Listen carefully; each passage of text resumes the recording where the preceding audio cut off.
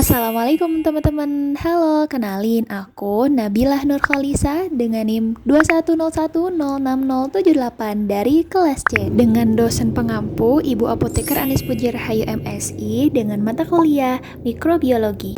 Nah, teman-teman, tahu nggak apa sih leptospirosis itu?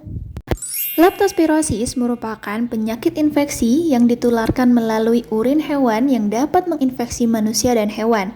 Manusia dapat terinfeksi akibat kontak langsung dengan urin hewan yang terinfeksi atau akibat dari lingkungan yang terinfeksi dari urin hewan tersebut. Nah, hewan tersebut diantaranya ada tikus, sapi, kambing, kuda, dan babi. Namun, yang paling banyak ditemui bakteri tersebut yaitu ada pada tikus.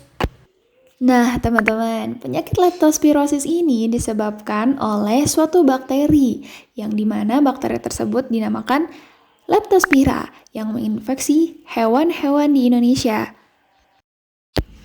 Bakteri Leptospira mula-mula masuk atau menginfeksi pada hewan-hewan tersebut. Kemudian, bakteri akan keluar dari tubuh hewan tersebut ikut bersama urin hewan itu.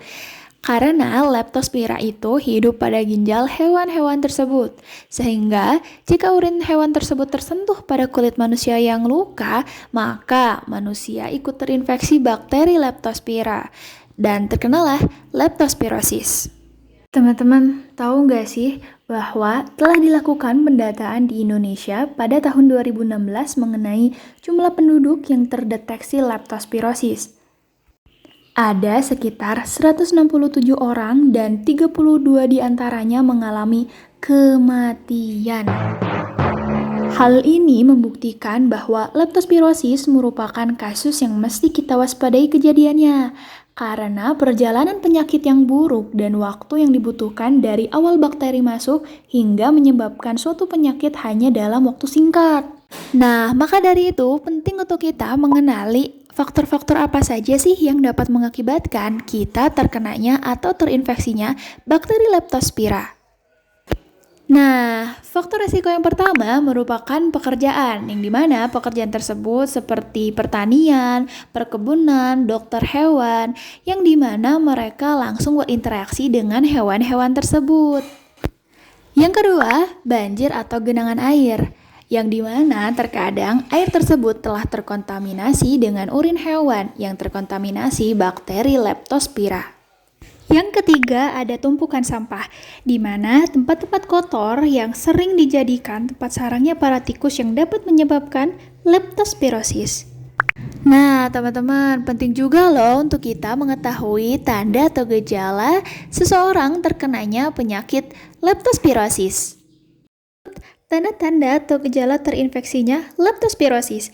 Yang pertama, terjadinya demam tinggi, kemudian sakit kepala, kemudian menggigil, kemudian mual atau muntah, kemudian mata jadi merah, dan kemudian timbulnya bintik-bintik merah pada kulit. Nah, gejala semua ini biasanya muncul kurang lebih sekitar 10 hari setelah terinfeksi bakteri tersebut. Segeralah bawa ke rumah sakit atau puskesmas terdekat karena ancaman fatal apabila telat pada penanganannya. Nah, adapun cara pencegahan agar kita dapat terhindar dari penyakit leptospirosis. Milikilah pola hidup sehat, selalu menjaga kebersihan diri dan lingkungan, menyimpan makanan dan minuman dengan baik agar terhindar dari tikus, selalu mencuci tangan dengan sabun sebelum makan. Nah, cara pencegahan berikutnya yaitu dengan menggunakan alat pelindung diri seperti memakai sarung tangan, kemudian memakai alas kaki atau sepatu karet saat di tempat berair, kemudian lindungi luka kalian dengan penutup luka kedap air. Nah, teman-teman, mungkin dicukupkan sekian penjelasan singkat mengenai leptospirosis. Mohon maaf apabila ada salah perkataan. Mungkin dicukupkan sekian. Terima kasih. Wassalamualaikum warahmatullahi wabarakatuh.